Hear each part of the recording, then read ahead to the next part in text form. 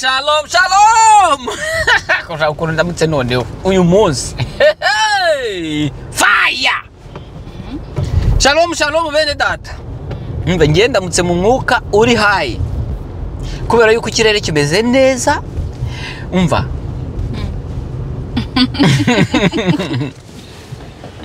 Yes ashimwe. Amen. Mwaramutse. Aramutse neza. Mwiriwe. Mwiriwe neza. Muraho neza. Komere cyane. Amahoro y'Imana abe muri twe twese. Amen. Banyamuryango ba Ado Vibes ndabasuhuje. Abe burasirazuba, abe burengerazuba, abo mu majyepfo ndetse n'abo mu majyaruguru. Nabo hagati. Mwaramutse. Muravuga iki? Ngewe ubasuhuza nitwa Aphrodis Dusengimana. Wowe witwa nde?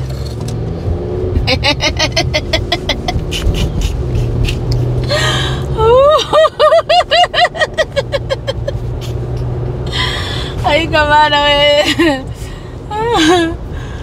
Do. Agushubije. Nakiza umwanya kugira ngo bitwa.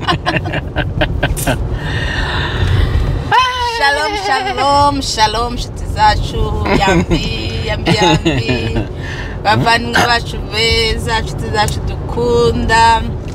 Turabashuhuje nanone ni kwa kundi tujya tuza tukababwira ngo amahoro y'Imana abe muri mwe, amahoro y'Imana bane namwe mwese aho muherereye n'ubuntu bwinshi cyane. Imana ishobora byose bwa bwinshi Shangiye kuvuga ko cyane kuri mwebwe. avuze ubuntu mitangira ngize revelation we ubuntu mukanyatsi mbega ya Imana ishimwe kuri kuba tuvuga nuko turiho. Amen. Ndetse n'uzarebye ikiganiro nuko ariho. Ibyo se si ishimwe, icyo se si gitangaza. Nukuri pe n'ubuntu bugeretse ku bundi. Ubwo rero turashima Imana kubwo ikirere yaduhaye. Ahangaha turimo turava mu gihe cy'ubushyuhe neza rwose turi kwegereza ubukonje uko umunsi uza. Uyu munsi bwo haguye n'akavura ku buryo ureba ikirere ukabona kimeze neza, urabona gituje, uragira ngo mbega Imana iri mu kazi. None mumeze mute abaho ngaho, abaho hirya, abo hino, abo mu bice bitandukanye? Ariko ibyo byose nk'umuryango niho tuba tuje iyo context, cyangwa se tuba tuje mu mwuka w'umuryango. Tuvuga ngo iyo tuganira gutya hari akantu kamwe tugenda tugakoraho sibyo? Tugakoraho uzi so habivuze se buriya ngiye nako kanya hari akantu tuvuze uravuga ngo ubuntu bwinshi bubabeho, sikuvuze? Ubwo ubuntu n'ubwiki cyangwa ubuntu niki? Ndagira ngo tuvuge ku buntu niki. Iyo bavuze ubuntu wumva iki? Ahise ambaza do kandi nari mubajije ariko ntacyo. Uravuze ngo ubuntu bwinshi bubabeho, mpita ntekereza ubuntu icyari cyo, mpita ntekereza n'ubuntu kuki cyangwa se umumaro wawo. Ariko ubuntu wenda twabubyazamo twavuga ku magambo menshi ava kuri iryo jambo ubuntu. Ntabwo nabona wenda inshinga y'imbumbe ivuye hiryo jambo ubuntu, ariko ibyo ari byo byose navuga kugirirwa ubuntu, kuko ndumva ubuntu ni nka nabyita se y'imbarizi, nasinze uko nabyita mu Kinyarwanda, sinzi uko byitwa ikiboneza mvugo, ntago nyibuka hone, ariko nkahita ngera ku cyo bita kugirirwa ubuntu. Kugirwa ubuntu rero ari nabyo wavuze ngo ubuntu bwinshi bukubeho. Uko mbyumva ndumva ari nk'imbabazi, cyo ni icyambere. Ariko imbabazi zitari imbabazi zikugeraho kubera yuko wenda wakoze icyaha. Ubuntu bushobora kukugeraho wakoze icyaha ukagirirwa ubuntu, icyo gihe bikaba byitwa kugirirwa imbabazi, sibyo? Ariko nanone mu bundi buryo nakita ubuntu ko nanone ndabwita imbaraga zimeze gute? Imbaraga wagirirwa cyangwa se wahabwa kubw'iki? Kubw'intambara cyangwa se kubw'ikibazo kiri imbere ushobora cyangwa ugiye guhura nacyo. Noneho bwa buntu ni nk'impano y'imbaraga yagushoboza kugira gute? Kurwana ya ntambara cyangwa se kwitwara neza muri cya kigeragezo cyangwa cya kibazo ugiye guhura nacyo. Does that make sense? Nje niko mbyumvishe. Ya, ubuntu uruhande rumwe ni imbabazi ushobora kugirirwa kubw'ikintu runaka cyangwa urubanza runaka byari bikuri imbere bishobora kuguhanisha cyangwa se kukugirira ingaruka mbi. Umuntu akakugira ubuntu ngo reka nkugirire ubuntu kankubabarire mbega nyine. Hanyuma noneho ubundi buryo ni imbaraga umuntu ashobora guhabwa kugira ngo abashe kurwana intambara nziza cyangwa se kwitwara neza mu kibazo kiri imbere, sibyo? Ikindi ubuntu akabunga menye ari byo ngiye kwihimbira ubuntu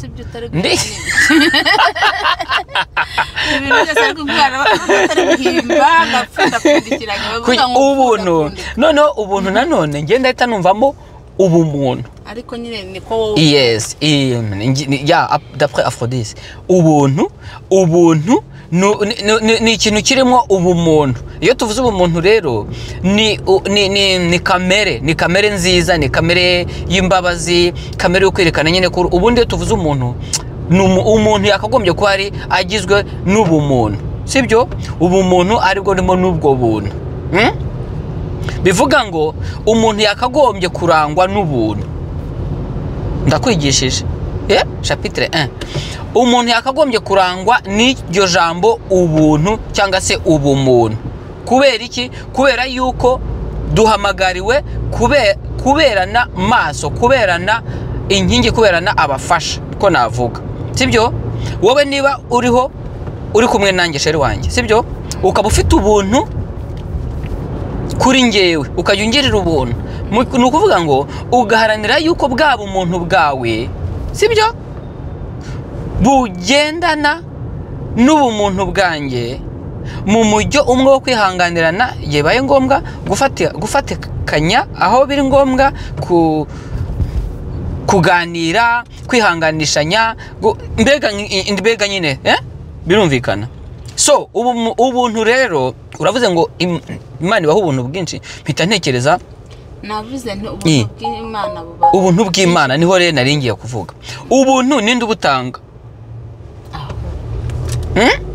Bwaba umuntu ninde ubutanga?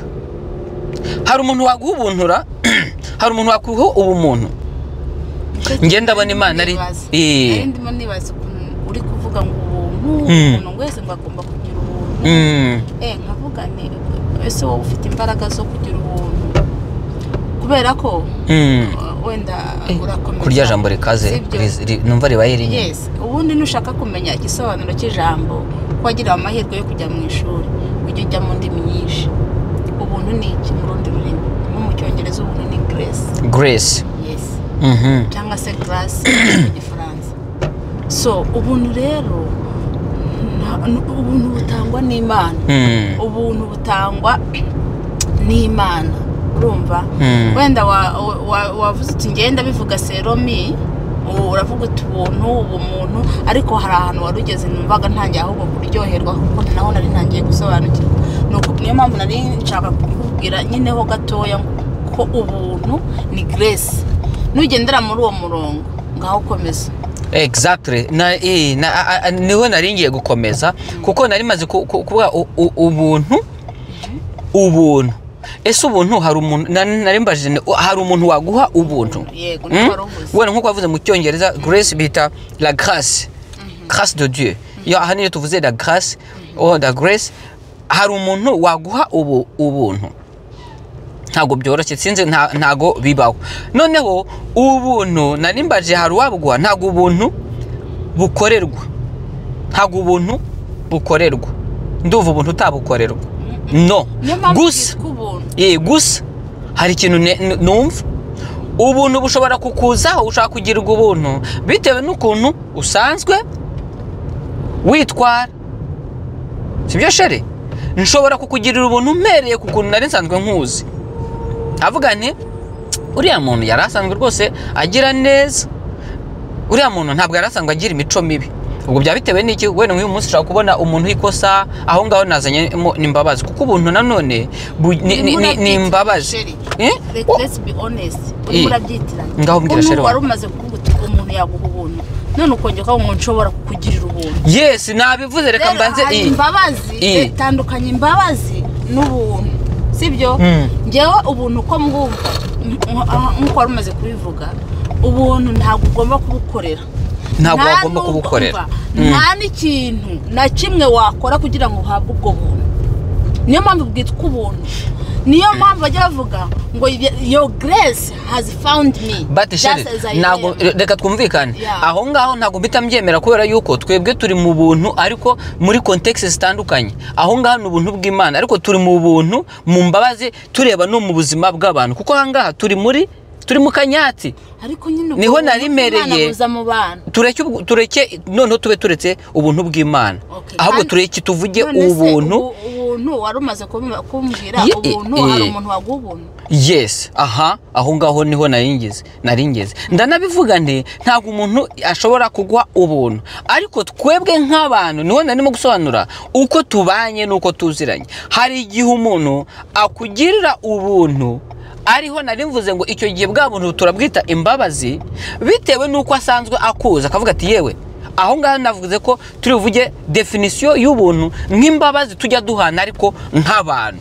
mu muryango. Ukareba umwana wawe yagukoreye ikosa, urumva ejo akoze irindi kosa, ariko ukibuka yuko umwana, uyu mwana ariko ibi bintu arimo kugerana n'iki, ariko uyu mugenzi wa nyine iki, none rero ukavuga exactly uko bititwa, sibyo? Kugira ngo tudakora amakosa, tuvuge ku mbabazi.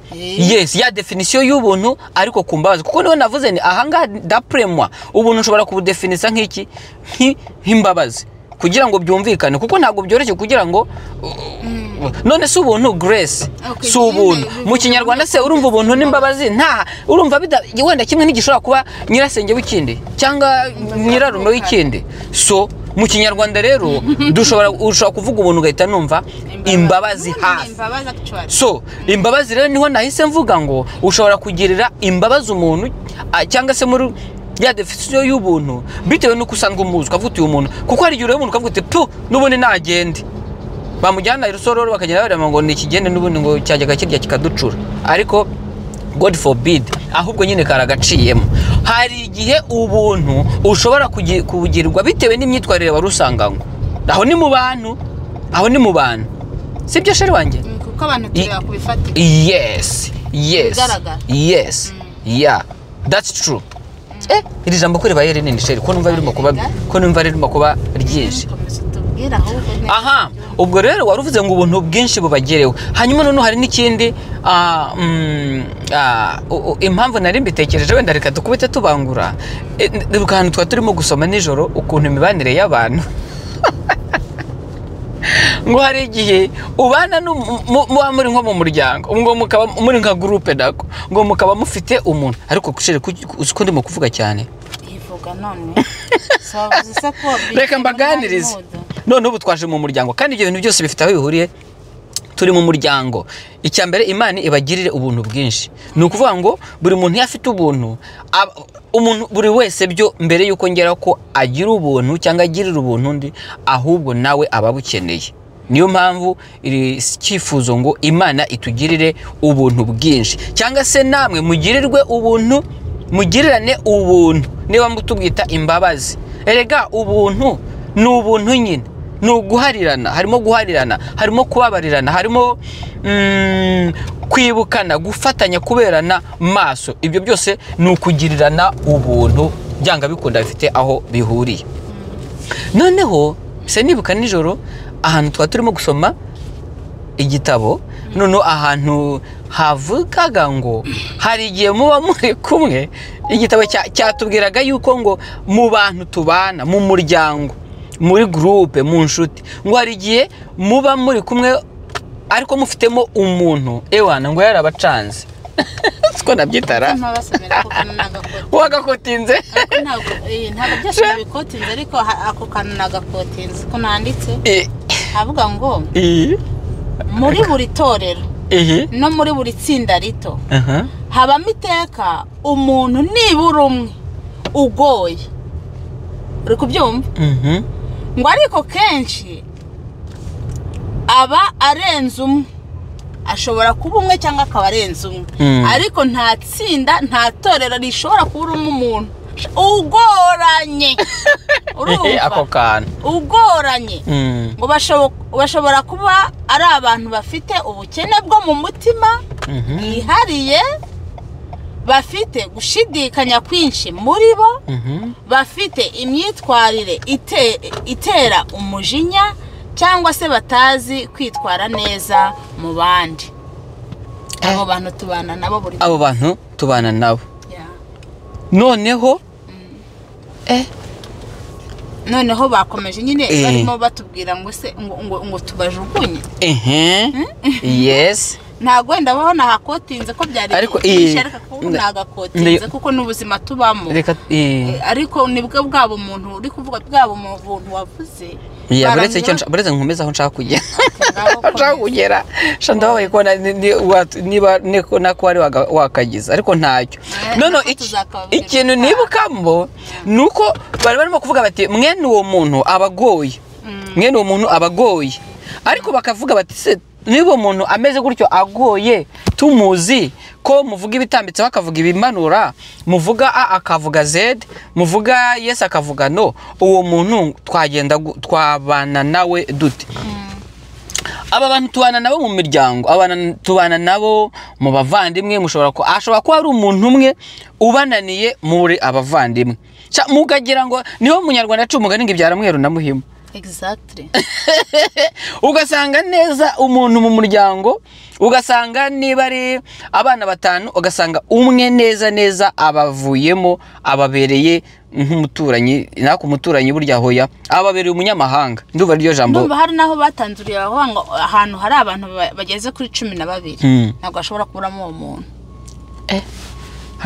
bavuze n'umubare buriya inshuti zacu dufite kandi zirenze 12 ngiye naje gusanga itsinda ryose ngiye mbamo ririmo abantu bari hejuru ya 5 uwo muntu abarimo tuba dufitemo uwo muntu tugabanye no sometimes you used to ask yourself kubera iki umuntu ameze gutya ukibaza kubera iki umuntu ariko maze gusobanukirwa yuko it's part of life ariko nabo baravuga muri icyo gitabo nabo bakavuga ngo abo bantu rimwe ngo abo bantu ngo Imana yabashiriyeho ngo kugira ngo twige tumenye level yo kwihangana kwacu uri kumva mu yandi magambo abo bantu ni materiel didactique ni mfasha nyigisho ni kuvuga ngo bo mu by'ukuri bari innocent ntago bo babihisemo ariko nyine nuko bateye ariko babaho wowe uri muri iyo group ahubwo it's for you to learn to evaluate yourself ukamenya ngo noneho uyu muntu usibyo uyu muntu nabanane nawe uyu muntu aranyigisha iki ese nkurikije kuko abo bantu ni babandi muhura mugakungana imitego bakagutega imitego ukibaza ibi bintu kubera iki ariko ngo Imana ibazanira mu buzima bwacu kugira ngo tubashe twebwe kwiga urugero rwo kwizera kwacu urugero rwo kwihangana kwacu urugero rwo gukiranuka kwacu tubwe nibaje akaguhutaza ese nawe urahita usubira inyuma kubera ko ufite kubera ko bigaragara yuko ari we munyamafuti umva ko ari we wahemutse cyangwa murahita mufata umwanzuro mu mujugunye muti nubundi genda uratwangiriza reka kuvuga icyo cyo gufata umwanzuro ahubwo evaluation weho kwisuzuma ubwawe nibaje akaguhutaza kandi ubibona koko ari we abangamye ese wowe uhise umutura guhita nawe ugenda kwirwanira nanjye ndakubwira mfite akanwa nakubwira cyangwa se mufatane mashati mu rwane nibyo byose Imana ibishaka kugira ngo irebe wowe uri muri iryo tsinda ariko utameze nk'uwo muntu kwihangana kwe kugeze kuvuga ngo turi kubivuga kuko turabakristo n'iki gitabo turi gusoma cyane cya Rick Warren ni cya gikristo turi kugisoma mu kinyarwanda cyasobanuwe na Antoine Rutayisire Dr Antoine Rutayisire hari u Kigali so noneho rero kutanavuze mu Nyakabanda cyangwa okay komeza noneho rero urumva mu by'ukuri contest zose zirimo ni z'ubuzima busanzwe ko ni igitabo kivuga ngo ubuzima bufite intego usanga ari ubuzima busanzwe ariko noneho bushingiye ku gikristo nk'umuntu uri mu rugendo ufite ubuzima bufite intego sibyo abo bantu tubana nabo kugira ngo batubere imfashanyigisho yo kumenya aho tuhagaze aho tugeze kwa kundi hahandi uzagera kuri level umuntu ashobora kuza akaguhutaza ukamuha umusaya wundi ngo umuntu nagukubita umusaya mw'umuhundi kwa kuntu umuntu ashobora kuza aho kugira ngo wowe umusubize ukanywa amazi ukajundika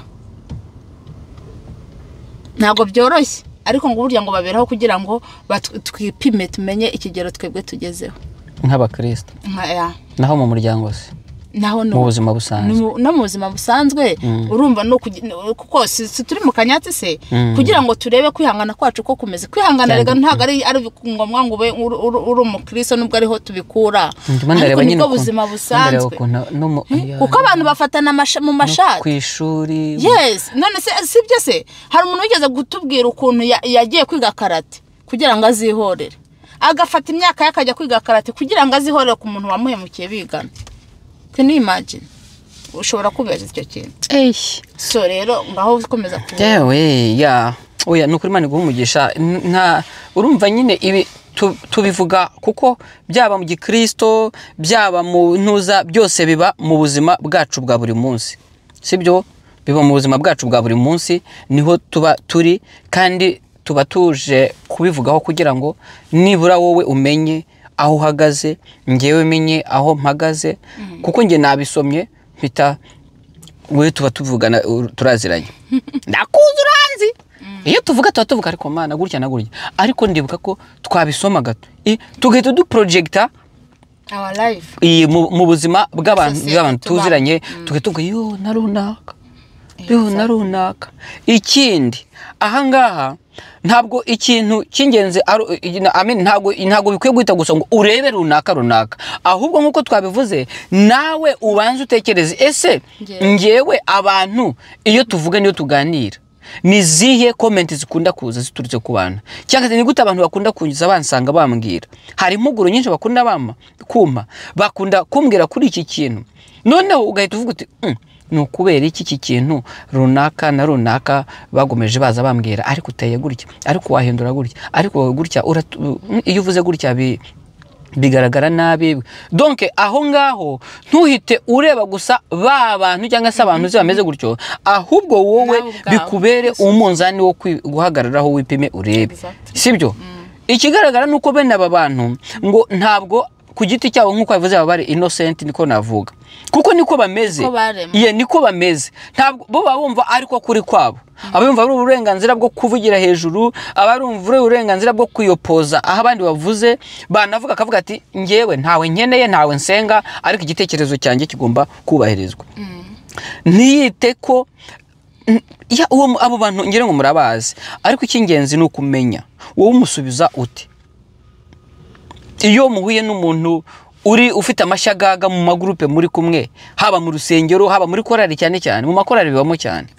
mu makorari bibamo no mu matsinda y'amasengesho mu bibina no mu bapasteri ngo bibamo yes muri community zose abapasteri baba bafite ntuza yabo nukuvuga ngo ahantu hose nge naratanga yaravuze ngo ahantu hose ari umubare ugeza kuri 12 reka nkubwire igitangaje usko no mu nteko z'ishinga amategeko bibamo bagakubitana that's part wabonye bakubitana intebe ntago mpavuga yes nintuza ni kimwe mu bigize ubuzima tubamo bwa buri munsi ku wundi ni ukuvuga ngo rero burya niyo mpamvu baravuga ngo abantu banjye ngo bapfuye bazizwe bishwe no kutamenya barimbutse abantu banjye barimbutse bazize kutamenya sibyo niyo gutya iyo umaze gusobanukirwa ibintu ni nako ugenda ukura ari mu mibanire n'abantu ko abana na societe burya gusoma ni byiza nukuri ndi gusaba ngo ubuntu bw'Imana bwa buntu twavugaga bwo gusoma bumbeho hari akantu ushaka kurangirizaho iminota Imana bwo gusoma bumbeho kubera ko nangije kubona ko gusoma duhakura ubwenge tuhakura ubumenyi bwinshi bw'ibintu tutazi noneho ako nshaka ko dusa nk'akanyishe cyane ni nako gahise kanera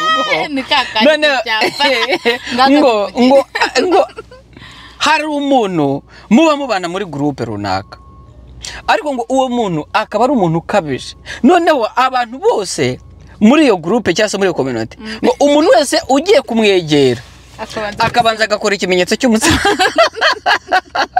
nako nigiriyeho akabanza akagira isengesho akavuga ati awi none ndamwe awi abo bantu urabazi ati ndamwegera ati iki ya mwaba mufite inama mwaba mufite muri buhuri ya mufite ibintu biri bwigweho mugagira ikibazo cy'ukuntu wa muntu ari bubyakire ndetse rimwe na rimwe mukumva mwifuje yuko yakagombye kubura muri iyo nama ariko ikibazo hari n'igihe noneho yumva n'imyanzuro yafashwe wagahita avuguruza iya uwo muntu ntibisaba yuko agomba kuba ari umuyobozi runaka ntibisaba kuba afite role runaka no ashobora kuba n'umuntu rwose usanzwe biragatabwa iyo ari umuyobozi ho noneho biba bibi handi umuyobozi ufata ibyemezo agahita avuga ati ahangaha hari abagabo bameze gutyo ako sinakarenga cyane akaba ari umugabo ari umutwe w'umuryango ari umutwe w'urugo ariko buriya n'umugore abariho akumva yuko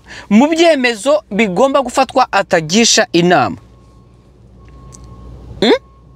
ashobora kubikora mu rugo rwe akabikora ariko nari ngacometsemo kuko turi mu kanyatsi kuko ibi ngibi bizumvwa na bose bizumvwa n'abagabo bizumvwa n'abagore bizumvwa n'abasore bizumvwa abana so niba uzi ko ufite icyo kintu wipime kuko ibi bintu nubwo twavuze ngo niko Imana iba yarakuremye ariko habaho guhinduka iyo niho navuze ngo iyo ugomeza kumva abantu bambwira ibi bambwira barunaka hari n'abandi nanone baba bafitiye kuri dogere runaka kavuga bati ngenza ajyanza no kuvuga runaka ahari so ni igihe cyawe rero ukwiye kwicara ukavuga ati kuki runaka yambwiye ibi n'uyu akambwira ibi buriya si ngewe mubi ukisubiraho icyo gihe nibwo ushaka umujyanama muzima iyo Imana muguhaye kandi iramuguha ugaca bugufi ukumva ibyo bituma ugenda widekuvura ukagenda umenya abo bantu ntago babiyize hanini ariko hari igihe ugenda wimenya bite niyo mpamvu groupe ibaho wabonye hahandi ko niyo mpamvu societe ibaho hari amatroma bafite ibibazo bya background zabo yes baba baraciyemo hari ingero nyinshi utapfa no kuvuga kwa kushaka kuzivuga nanone zikaba nk'izi trigginga iyo behavior akundangirizaho rero noneho ngo abo bantu ngo hari igihe wowe umuzi noneho ngo wajya kubona uzi ko hari umuntu runaka uri mu mugereho atabizi ngo ukumva abo bantu ngo birakwiye yuko wakandika icyapa ngo ukabashyiraho cyanditseho ngo kwegereye umuntu ngo umwegere ubanje gusaba ubuntu bwinshi Mandewe nabasezeye ciao soon we are going to break the ground umva uramenye utaburi mu bantu bagashyiraho icyapa abandi bifuza yuko bakandika icyapa mu bitugu ngo uwo muntu nujya kumwegera uwo muntu nujya kuyica umubwire ubanza usaba ubuntu bwinshi mu yandi magambo no kuvuga ngo ubanza usaba Imana ibyo umubwira utamugwaho mwene abantu no kumusuhuza biramukomeretsa bisaba ubuntu bwinshi koko kugira ngo bane nawe ndetse niyo umwisanzuyeho wagira ngo uramumenyereye wamwirinda ati uranyanga ubwo wabigenza ute dukeneye ubuntu bwinshi nyine kugira ngo tubane n'abo bantu wamuha kado ati buriya aranyuriye turanyeretse yuko nyine ntayigurira hari n'abantu benshi cyane barenzaho bamuha kado akayijyana ariko akagenda agahita ajya kuyijugunya